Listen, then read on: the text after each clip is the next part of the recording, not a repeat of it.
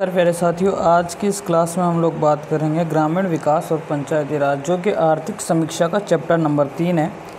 और आर्थिक समीक्षा से प्रत्येक एग्ज़ाम में लगभग 10 से 20 क्वेश्चन, कोई सा भी एग्ज़ाम हो राजस्थान का, उसमें ज़रूर पूछे ही जाते हैं।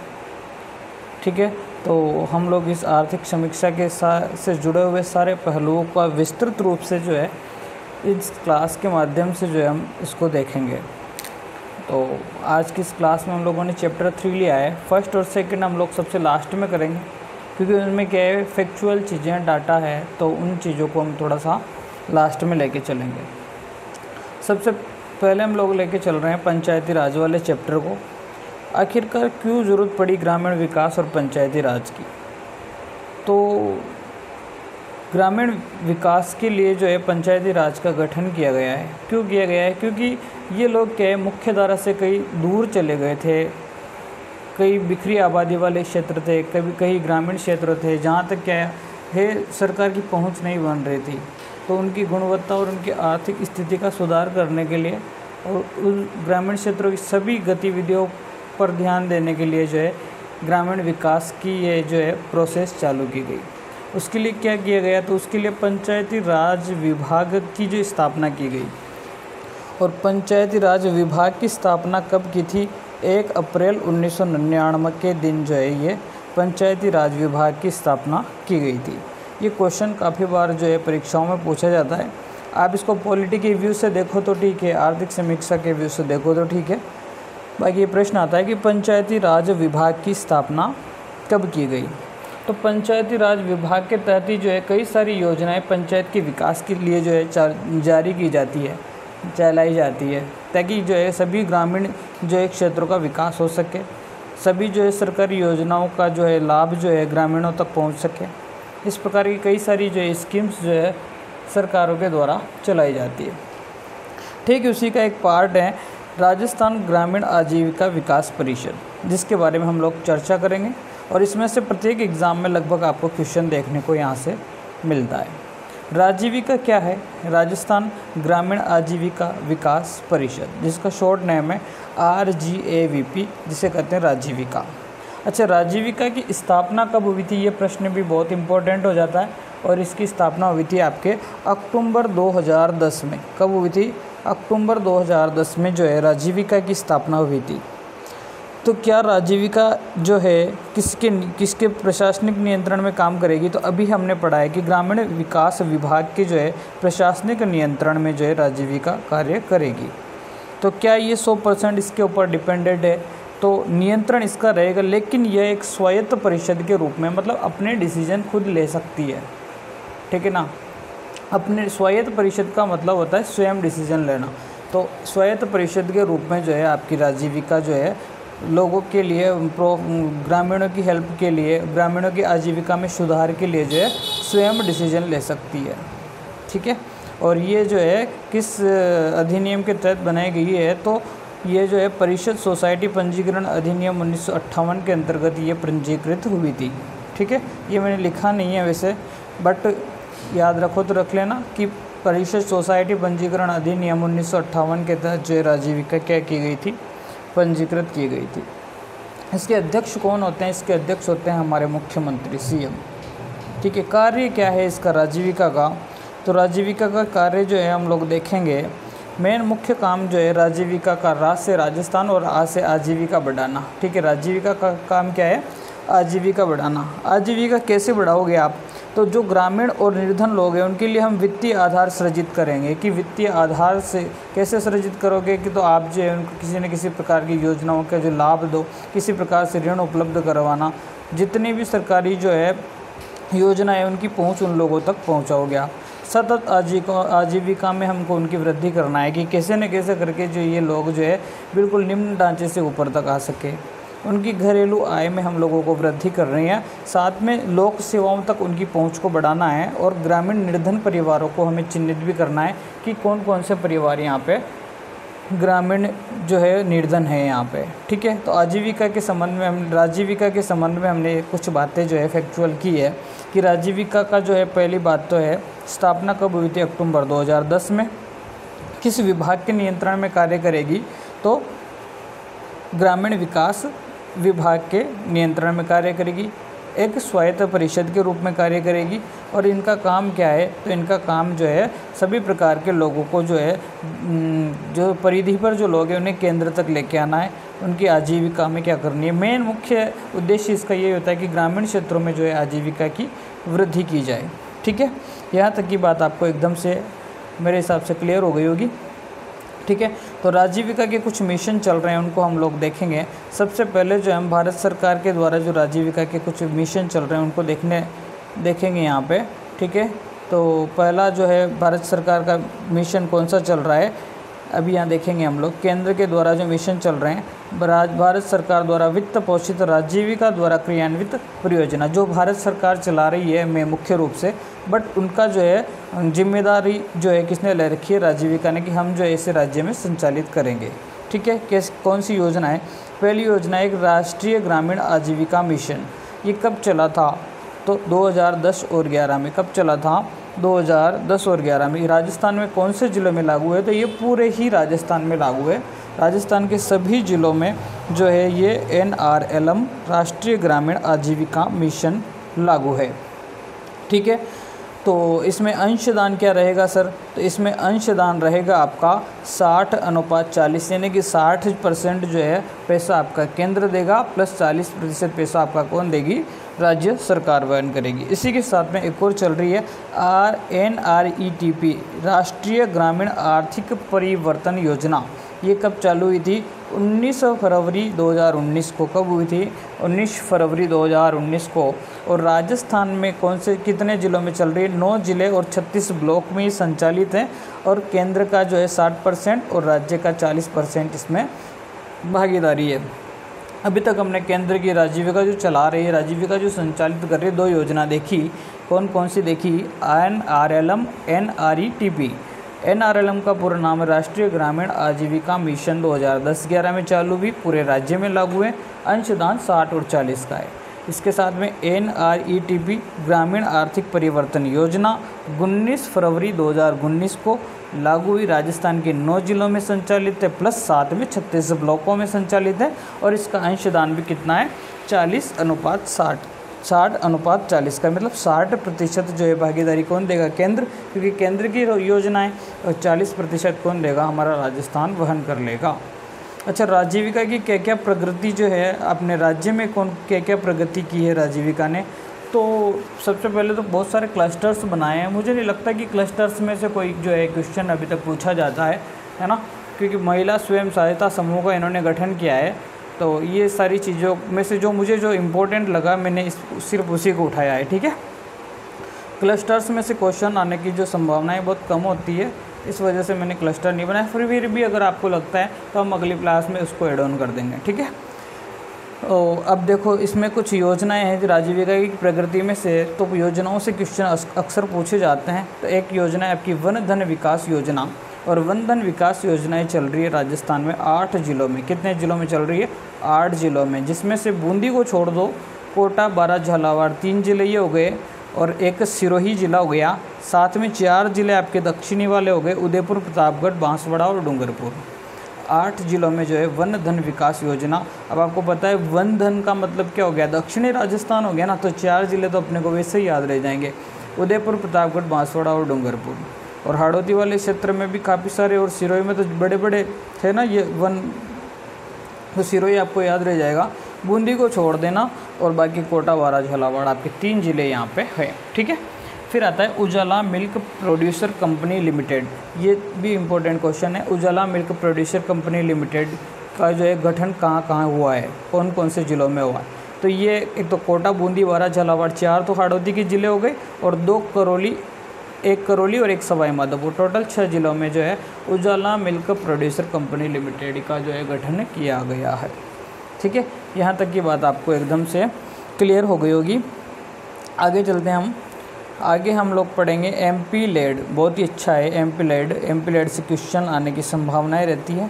MP लेड भी देखेंगे, साथ में हम लोग MLA लेड भी देखेंगे। ठीक है, MP लेड और MLA लेड। तो MP लेड हम सबसे पहले देखेंगे। MP लेड में क्या हमसे पूछा जा रहेगा, क्या क्या बातें हो सकती है। तो MP लेड को आप देखो, इसका मतलब क्या होता है कि सांसद जो है स्थानीय क्षेत्र के लिए विकास योजना के लिए क्या क्या कर सकते हैं, ठीक है ना।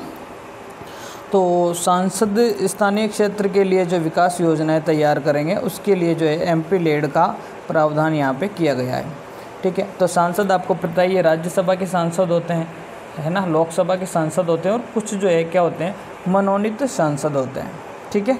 इन सभी प्रकार के जो सांसदों को जो है राज्य सरकार क्या करती है, प्रत्येक वर्ष जो है 5 करोड़ रुपए तक की राशि देती है। क्या देती है? प्रत्येक साल जो है 5 करोड़ रुपए की राशि देती है, प्रति वर्ष दी जाती है, ठीक है। जो ये क्या करेंगे, इस 5 करोड़ को अपने जो राज्यसभा के जो सांसद होंगे ना, तो वो राज्य के किसी भी ज़िले में जो है इस राशि को क्या कर सकते हैं, इन्वेस्ट कर सकते हैं, ठीक है। लोकसभा सांसद सिर्फ अपने लोकसभा क्षेत्र में ही जो है इस राशि को इन्वेस्ट कर सकता है। अगर कोई सांसद मनोनीत है ना, तो वो स्टेट के किसी भी कोने में जो है इसको क्या कर सकता है, इन्वेस्ट कर सकता है लोगों की हेल्प के लिए, ठीक है। गंभीर आपदा हो या किसी भी प्रकार की कोई परेशानी हो लोगों को, तो जो है क्या करेंगे, सांसद अपने अपने क्षेत्रों पे जो है इस पैसे का इन्वेस्ट कर सकते हैं। एक जो ये फंड जो होता है ना, व्यक्तिगत फंड होता है। मतलब कि क्या होता है, इसकी शुरुआत कब हुई? पहली बात तो ये कि 1993 में जो है एमपी लेड की शुरुआत कर दी गई थी कि सांसद को जो है अपने क्षेत्र के लिए विकास योजना तैयार करने के लिए हम प्रत्येक वर्ष जो है 5 करोड़ रुपए देंगे, मतलब 5 साल में 25 करोड़ रुपए, ठीक है। तो सांसद क्या करेगा, अपने राज्यसभा का अगर कोई सांसद है तो वो खुद के राज्य क्षेत्र में ही जो है इसका इन्वेस्टमेंट करेगा, इसको जो है अपने राज्य में ही इन्वेस्ट करेगा, ठीक है। लोकसभा का अगर सांसद है तो वो सिर्फ अपने राज्य में नहीं, वो सिर्फ लोकसभा का जो उसका क्षेत्र है उस क्षेत्र में ही जो क्या करेगा, इन्वेस्ट करेगा। अगर कोई सांसद मनोनीत है तो वो उसको राज्य के किसी भी क्षेत्र में जो है इन्वेस्ट कर सकता है। अच्छा, तो फिर ये अगर कहीं पे कोई परेशानी आ गई तो क्या फिर ये जो है 5 करोड़ रुपए से उधर नहीं दे सकते कहीं पे भी? तो इसके लिए एक अलग से प्रावधान है। अगर कहीं पे गंभीर प्राकृतिक आपदा आ जाती है तो सांसद जो है अपने संसदीय क्षेत्र या राज्य क्षेत्र के बाहर भी जो है 1 करोड़ रुपए तक की जो है स्थायी परिसंपत्ति का वहाँ पे क्या करा सकते हैं, निर्माण कार्य करवा सकते हैं। 1 करोड़ रुपए तक की जो है गंभीर आपदा में इन सभी को छूट दी गई है। मनोनीत सांसद तो वैसे भी कहीं भी करा सकता है, बट राज्यसभा वाले तो सिर्फ राज्य में कराएंगे और लोकसभा वाले अपने लोकसभा क्षेत्र में, और राज्यसभा वाला राज्य के किसी भी जिलों में जो है निर्माण कार्य करा सकते हैं। यहाँ तक की बात आपको एमपी लेड के संबंध में समझ आ गई होगी। फिर आता है एमएलए लेड। ठीक इसी प्रकार एमएलए को भी जो है गवर्नमेंट 5 करोड़ रुपए प्रतिवर्ष फंड देती है, ठीक है। प्रतिवर्ष कितना देती है? 5 करोड़ रुपए। किसको देगी? एमएलए को। बट इसके लिए एक थोड़ी सी पाबंदी है। क्या पाबंदी है? कि ये जो है ना टोटल जो राशि इनको दी जा रही है ना, उसमें से 20% जो है ये क्या करेंगे, SC ST के लोगों पर खर्च करेंगे। कम से कम कितना करेंगे? 20% जो है क्या करेंगे, ये SC और ST के लोगों पर खर्च करेंगे। यहाँ तक की बात आपको क्लियर होगी। एमएलए लेड और एमपी लेड का दोनों का फंड इक्वल है, 5-5 करोड़ प्रति वर्ष होगा, ठीक है। और ये जो एमएलए क्या करेगा, अपने विधानसभा क्षेत्र के विकास के लिए 5 करोड़ रुपए इसको प्रति वर्ष जो है मिलेंगे, यानी कि इसको भी 5 साल में 25 करोड़ रुपए मिलेंगे, ठीक है। और ये जो है पर इसके लिए क्या है, एक प्रावधान है। इसको कहा गया है कि आप SC और ST के लिए जो है आप 20% जो है स्पेशली जो है उन पर खर्च करोगे, बाकी आप जो है 80% का अपने हिसाब से कहीं भी खर्च कर सकते हो। बट आपको 20% तो कहाँ करना है, ST SC के क्षेत्रों में करना है, ठीक है। यहाँ तक की बात आपको एमपी लेड और एमएलए लेड की समझ में आ गई होगी। फिर आती है आपकी महात्मा गांधी राष्ट्रीय ग्रामीण रोजगार गारंटी योजना। अब बहुत सारे साथी यहाँ पे सोच रहे होंगे कि मैंने MGNRIGS क्यों लिखा, जबकि M नरेगा होना चाहिए था सर। ये मैं मानता हूँ आपकी बात बिल्कुल सही हो सकती है और है भी सही, हो नहीं सकती, बिल्कुल सही है। बट जो इस बार आर्थिक समीक्षा में जो नाम दिया गया है ना सर, MGNRIGS ही दिया हुआ है, तो हो सकता है आगामी एग्ज़ाम में इस नाम से आपको क्वेश्चन पूछा जा सकता है। तो आपके साथ बॉल बच्चन वाला गेम जो है खेला जा सकता है, ठीक है। तो जो है जो महात्मा गांधी राष्ट्रीय ग्रामीण रोजगार गारंटी जो योजना है, इसका क्या उद्देश्य है? तो ग्रामीण क्षेत्रों में जो है लोगों की आजीविका में क्या करना है, वृद्धि करना है। और मुख्य रूप से इस जो मिशन का जो पूरा उद्देश्य है वो ग्रामीणों की आजीविका में वृद्धि करना ही है। ठीक है, तो क्या इसमें क्या प्रोसेस है, क्या क्या चीज़ें होती है। तो इसमें क्या होता है, लोगों को काम दिया जाता है, रोज़गार दिया जाता है। ठीक है, कैसा रोज़गार दिया जाएगा कि प्रत्येक वित्तीय वर्ष में, ठीक है, प्रत्येक एक वित्तीय वर्ष में प्रत्येक परिवार को 100 दिन का हम रोज़गार देंगे। सदस्य नहीं है यहाँ पे, प्रत्येक परिवार शब्द याद रखना। प्रत्येक परिवार को हम लोग क्या करेंगे, 100 दिन का क्या देंगे, हम लोग रोज़गार देंगे। ऐसी हम गारंटी लेते हैं और ये इनकी गारंटी हो गई है। ठीक है, तो क्या आपको जो है उसके लिए बहुत ज़्यादा जो है नॉलेज होना ज़रूरी है क्या काम के लिए? नहीं, बिल्कुल आप बिल्कुल कोई स्किल की ज़रूरत नहीं है, आपको किसी प्रकार का स्किल की आवश्यकता नहीं है। इसके लिए आप एक अकुशल श्रमिक के रूप में स्वेच्छा से इसमें काम कर सकते हो। अच्छा, ऐसा है। तो फिर जो है इसके कार्यों का चयन कौन करेगा भाई, क्या काम होगा, क्या वार्षिक कार्य योजना होगी। तो जो मनरेगा से जो भी कार्य होते हैं, जो इसमें लिख रखा है MGNRIGS, इसके द्वारा जो भी कार्य क्या होगा पूरे वर्ष भर का, उसकी योजना कौन तैयार करेगा? क्या सरपंच करेगा क्या? बिल्कुल नहीं, इसकी योजना तैयार करेगी ग्राम सभा। ये इंपॉर्टेंट क्वेश्चन है। इसके कार्यों का चयन और इसकी वार्षिक कार्य योजना का चयन कौन करता है? ग्राम सभा करती है। ठीक है, मुख्य उद्देश्य क्या है? ग्रामीण क्षेत्रों में आजीविका में वृद्धि करना। प्रत्येक वार्षिक जो है प्रत्येक परिवार को एक वित्तीय वर्ष में कितने दिन का रोजगार देना था? 100 दिन का। क्या श्रमिकों को जो है अलग से क्या कुछ कुशल सीखना होगा, RSC IT डिप्लोमा करना होगा? तो बिल्कुल नहीं, इसमें अकुशल श्रमिकों को खुद की इच्छा से जो है आप इसमें भागीदार हो सकते हो। तो क्या इसकी विशेषताएं हो सकती है? सर हमें भी बता दो, क्या हम भी ये काम कर सकते हैं? बिल्कुल आप कर सकते हो। आपको क्या करना है, जिस पंचायत के आप निवासी हो उस पंचायत में आपको रजिस्ट्रेशन करवा लेना है। आप जब रजिस्ट्रेशन करवा लोगे तो आपको 15 दिन में क्या मिल जाएगा? जॉब कार्ड मिल जाएगा सर। ठीक है, और जैसे ही आपको आवेदन करोगे आप, उस आवेदन के 15 दिन के अंदर गवर्नमेंट कह रही है कि हम गारंटी लेते हैं आपको 15 दिन के अंदर अंदर रोज़गार उपलब्ध करवा देंगे। तो सर क्या गारंटी लेते हो कि हाँ लेते हैं? और अगर आपने जो है 15 दिन में अगर हमें रोज़गार उपलब्ध नहीं कराया तो हमारी सरकार कहती है कि अगर हम ऐसा नहीं कर पाए तो हम आपको बेरोज़गारी भत्ता देंगे। यहाँ पे क्या देंगे? बेरोज़गारी भत्ता। तो क्या इस चीज़ का पता कैसे चलेगा सर कि जो इसकी सोशल ऑडिट की जाएगी, मतलब इसका चेकआउट किया जाएगा, और कौन करेगा? ग्राम सभा। इसकी योजना कौन तैयार करेगा? ग्राम सभा। इसकी सोशल ऑडिट कौन करेगी? ग्राम सभा। ठीक है, तो क्या सर हमें इस रोज़गार के लिए कहीं भी जाने पड़ेगा क्या? नहीं, आपको कहीं भी नहीं जाना। आप जिस गांव में जो हो उसी गांव में आपको 5 किलोमीटर के अंदर जो क्षेत्र है आपके गांव की, जो 5 किलोमीटर की परिधि है, उसके अंदर अंदर ही आपको क्या मिलेगा? रोज़गार मिलेगा। ठीक है, अगर सर ऐसा नहीं हुआ और हमको 5 किलोमीटर से आगे भेज दिया गया अगर, तो 5 किलोमीटर से अगर आगे भेजा जाता है, 5 किलोमीटर से आगे भेजा जाता है, तो आपको 10% जो है जो आपकी मजदूरी बनेगी उसका अतिरिक्त जो भुगतान क्या करेगी? गवर्नमेंट और देगी।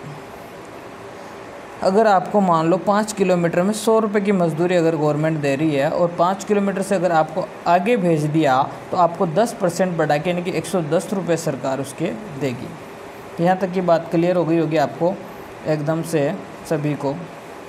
ठीक है, यहाँ तक की बात मेरे हिसाब से सभी के समझ आ गई होगी। ठीक है, तो इसको एक बार हम यहाँ तक एक बार रिवाइज़ कर लेते हैं थोड़ा सा। ठीक है, हाँ, पहली बात जो मनरेगा जो है चल रही है, MGNRIGS में इसे बोलूँगा तो ज़्यादा बेहतर होगा। ठीक है, जो ये चल रही है योजना, महात्मा गांधी राष्ट्रीय ग्रामीण रोजगार योजना, इसका मुख्य उद्देश्य क्या है? ग्रामीण क्षेत्रों में आजीविका बढ़ाना। ठीक है, उसके अलावा इसके कार्यों का चयन कौन करेगा और इसकी वार्षिक कार्य योजना कौन बनाएगी? तो इसकी वार्षिक कार्य योजना बनाएगी ग्राम सभा। और ये क्या कहती है कि हम जो है प्रत्येक परिवार को, परिवार मतलब परिवार में जितने भी सदस्य हैं वो सब आ गए, और उस परिवार को, हर एक परिवार को हम 100 दिन का रोज़गार देंगे। इसमें से कोई एक सदस्य करे 100 दिन पूरे तो भी कोई दिक्कत नहीं है, 5 सदस्य मिलकर पूरे करें तो भी कोई दिक्कत नहीं। एक वित्तीय वर्ष में 100 दिन का रोज़गार देने की हम लोग क्या करते हैं? गारंटी लेते हैं। उसमें उस जो है व्यक्ति को या उस परिवार के सदस्य को किसी प्रकार की कोई स्किल सीखने की कोई आवश्यकता नहीं है। ठीक है, उसके आगे हम लोग देखते हैं इसकी पात्रता क्या है। पात्रता में जो है वो व्यक्ति उसी ग्राम पंचायत का स्थानीय निवासी होना चाहिए और उसको ऑनलाइन रजिस्ट्रेशन करना होगा। 15 दिन के अंदर उसको जॉब कार्ड जारी हो जाएगा और 15 दिन के अंदर ही उसे क्या कर देंगे हम लोग? रोज़गार उपलब्ध करवाने की हम लोग क्या करेंगे, गारंटी लेते हैं। अगर हमने ऐसा नहीं किया तो हम उसको क्या देंगे, बेरोज़गारी भत्ता देंगे। काम कैसे चल रहा है, सही चल रहा है नहीं चल रहा है, इसकी सोशल ऑडिट कौन करेगी, ग्राम सभा। अगर 5 किलोमीटर के क्षेत्र में हम लोग उसे कार्य उपलब्ध कराएंगे, अगर 5 किलोमीटर के अंदर हम उसे उपलब्ध नहीं करा सकते तो 5 किलोमीटर से जैसे ही परिधि बढ़ती है उसको जो भी मजदूरी दी जाएगी तो उसे हम 10% एक्स्ट्रा मजदूरी यहाँ पे देंगे। ठीक है। इसके अलावा हमारी राज्य सरकार भी कुछ कर रही है। ये वैसे केंद्र की योजना है, आपको पता ही चल गया होगा। प्रधानमंत्री जो महात्मा गांधी के नाम से जो योजनाएं चल रही है वो कौन सी योजना थी, केंद्र वाली। परंतु हमारे राज्य सरकार ने कहा कि हम भी जो है इसको और थोड़ा सा कुछ और डेवलप करने की कोशिश करते हैं। तो इसी योजना में मर्ज कर दिया गया मुख्यमंत्री ग्रामीण रोजगार गारंटी योजना, CMREGS के नाम से। ठीक है। मनरेगा में जैसे ही कोई मनरेगा के 100 दिन पूरे कर लेता है, ठीक है, तो उसको हम लोग राज्य सरकार की तरफ से 25 दिन एक्स्ट्रा रोजगार यहाँ पे दिया जा सकता है। ठीक है। कोई व्यक्ति अगर 100 दिन पूरा कर लेता है फिर भी अगर उसे लगता है कि अगर अपना गुजारा नहीं चल रहा है तो मुख्यमंत्री ग्रामीण रोजगार गारंटी योजना की तरफ से जो है यहाँ पे 25 दिन एक्स्ट्रा हम लोग दे रहे हैं। कि यहाँ पर राजस्थान में कितने 125 दिन का रोजगार दिया जा रहा है। 100 दिन तो महात्मा गांधी वाले और 25 दिन मुख्यमंत्री ग्रामीण रोजगार गारंटी योजना की तरफ से हम लोग दे रहे हैं। इसके साथ साथ यदि कोई व्यक्ति 12 जिले का सहारिया और खेरवा परिवार से है या फिर उदयपुर का कथोड़ी परिवार से है और या फिर राज्य का कोई विशेष योग्य जन है तो हम उसको 100 दिन तो महात्मा गांधी वाले देंगे ही देंगे, प्लस 100 दिन जो है मुख्यमंत्री ग्रामीण रोजगार गारंटी योजना से भी हम 100 दिन देंगे एक्स्ट्रा। तो टोटल उसको 200 दिन का रोजगार हम लोग यहाँ पे उपलब्ध करवाएंगे। ये बात क्लियर हुई नहीं हुई? ये पूरी बात क्लियर हो गई क्या? मुख्यमंत्री ग्रामीण रोजगार गारंटी योजना के तहत जो है अगर कोई मनरेगा से 100 दिन कंप्लीट कर लेता है तो उसको 25 दिन का एक्स्ट्रा रोजगार हम यहाँ से राज्य सरकार के द्वारा देंगे। साथ में अगर कोई व्यक्ति 12 जिले का है और वो सहारिया और खेरवा जनजाति से संबंधित है और अगर कोई व्यक्ति उदयपुर का है और वो कथोड़ी जनजाति से संबंधित है या फिर राज्य का कोई विशेष योग्य जन है तो हम उसको 100 दिन का और एक्स्ट्रा रोजगार देंगे। 100 दिन का तो आपको महात्मा गांधी नरेगा से मिलेगा और 100 दिन का हम दे देंगे और अब आपको 200 दिन का क्या हो जाएगा, रोजगार हो जाएगा। ये बात मेरे हिसाब से सभी के एकदम से क्लियर हो चुकी होगी। और इसी के साथ हम लोग चलेंगे PM आवास योजना की तरफ। PM आवास योजना क्या है? प्रधानमंत्री आवास योजना। PM आवास योजना क्या है? प्रधानमंत्री आवास योजना। क्लास अच्छी लगे तो आप लाइक ज़रूर कीजिएगा, नेक्स्ट क्लास के लिए कमेंट अवश्य करें। ठीक है। PM आवास योजना का शुभारंभ कब हुआ था? 20 नवंबर 2016 के दिन। कब हुआ था? 20 नवंबर 2016 के दिन। ये प्रश्न पूछा जाता है। ठीक है। 20 नवंबर 2016 को PM जो है आवास योजना का शुभारंभ किया गया। अच्छा, इस जो योजना का आधार किसे माना गया? तो जनगणना हुई थी 2011 में। ठीक है। और सामाजिक, आर्थिक और जातिगत जनगणना, इसका जो समंक जो है, इसका जो क्या बोलते हैं ना, नंबर्स जो है उसके आधार पर, जो समंकों के आधार पर जो है इन परिवारों का चयन किया गया। ठीक है। कि जो है किसे लाभार्थी बनाया जाए, किसे लाभार्थी नहीं बनाया जाएगा। ठीक है। इसके लिए जो है आपको क्या मिलेगा? प्रत्येक लाभार्थी को 1,20,000 रुपये मकान बनाने के लिए जो है प्रधानमंत्री आवास योजना के तहत मिलेंगे। ठीक है। साथ में 12,000 रुपये उसको शौचालय निर्माण के लिए मिलेंगे। साथ में अगर व्यक्ति मनरेगा के तहत मजदूरी भी करना चाहे खुद के मकान में तो 90 दिन तक की उसको जो है मजदूरी अलग से मिलेगी उसी व्यक्ति को। ठीक है। ऐसा लगता है ना मजदूर हूँ मैं तो, है ना, मजदूर लोग होते हैं ना, तो उनको क्या होता है 90 दिन की जो दैनिक मजदूरी होती है स्वयं के मकान में काम करने की का पैसा गवर्नमेंट देगी उनको। ठीक है। अगर इसमें केंद्र और राज्य क्या देगा तो केंद्र देगा 60% और राज्य देगा 40%। ठीक है। और राजस्थान इस इतने आवास पूर्ण कराने में फर्स्ट है। मतलब अभी तक जो है PM आवास योजना में सबसे ज़्यादा मकान किसने बनवाए हैं? राजस्थान में। किसने बनवाए हैं? राजस्थान में। तो एक बार और पढ़ते हैं इसको। PM आवास योजना का शुभारंभ कब हुआ? 20 नवंबर 2016 को। सामाजिक और आर्थिक जो है स्थिति देखी जाती है लोगों की। ठीक है। उसके आधार पर जो है PM आवास योजना का लाभ दिया जाता है। ठीक है। जैसे सामाजिक आर्थिक ST SC कैटेगरी हो, BPL हो, गरीबी रेखा हो, है ना, इन परिवारों के लिए विशेषतः। फिर उसको जो है उसी परिवार को 1,20,000 रुपये तो देंगे मकान बनाने के लिए। फिर आप उसमें 12,000 रुपये आपको शौचालय भी बनाओ भैया, मकान तो बना रहे हो तो 12,000 रुपये आप शौचालय के लिए भी, अगर आप नरेगा में नहीं जा रहे हो और आप स्वयं के मकान में ही अगर कार्य कर रहे हो तो उसका पैसा भी आपको गवर्नमेंट देगी। कितने दिन का? 90 दिन की आपको दैनिक मजदूरी और देगी, ठीक है। और ये मकान बनाने में राजस्थान फर्स्ट है। क्या है? राजस्थान फर्स्ट है, ठीक है। और केंद्र और राज्य का अनुपात कितना है? 60-40। फिर आता है प्रधानमंत्री जनजाति आदिवासी न्याय महाअभियान। ये क्या है? तो जनजाति आदिवासी न्याय महाअभियान जो है एक प्रकार का PVTG मिशन है, ठीक है। PVTG मिशन के अंतर्गत क्या करना है? इसमें 75 प्रकार के विशेष रूप से कमज़ोर जो जनजातीय समूह है उनका विकास करना है, ठीक है। 75 विशेष रूप से कमज़ोर जनजातीय समूह का विकास करेगी गवर्नमेंट यहाँ पर, ठीक है। यहाँ तक की बात आपको एकदम से क्लियर हो गई होगी। यहाँ तक की बात क्या हो गई होगी? आपको क्लियर हो चुकी होगी, ठीक है। हाँ जी। अब इसमें जो है PVTG के तहत राजस्थान के कौन कौन से ज़िले आए हैं, ठीक है। तो राजस्थान में 12 ज़िले के जो है 8 पंचायतें जो है इसमें सम्मिलित की गई है, ठीक है।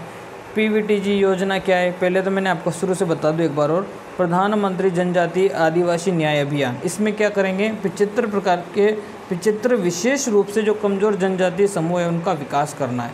अच्छा, तो राजस्थान को कुछ फ़ायदा मिला है क्या? तो हाँ, PVTG के तहत जो है राजस्थान का जो 12 ज़िला है उसकी 5 पंचायत समितियाँ, मतलब सभी पाँच पंचायत समितियाँ जो कि आवासहीन जनजातियों का जो समूह है उनके लिए क्या कर रहे हैं? उनके लिए हम लोग 2 लाख रुपए दे रहे हैं। कितने? मकान निर्माण के लिए 2 लाख दे रहे हैं, प्लस जो है 12,000 रुपये हम उनको क्या दे रहे हैं?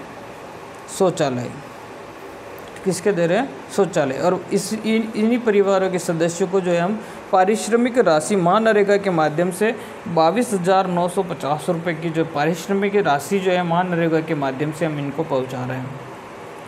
PVTG के तहत क्या काम है? PVTG का 75 प्रकार के जो विशेष मतलब आदिवासी जनजातीय लोग जो समूह है, 75 प्रकार के विशेष समूहों में से जो है राजस्थान के 12 जिले की 8 पंचायत समितियों को जो है इन समूहों में जो है शामिल किया गया है।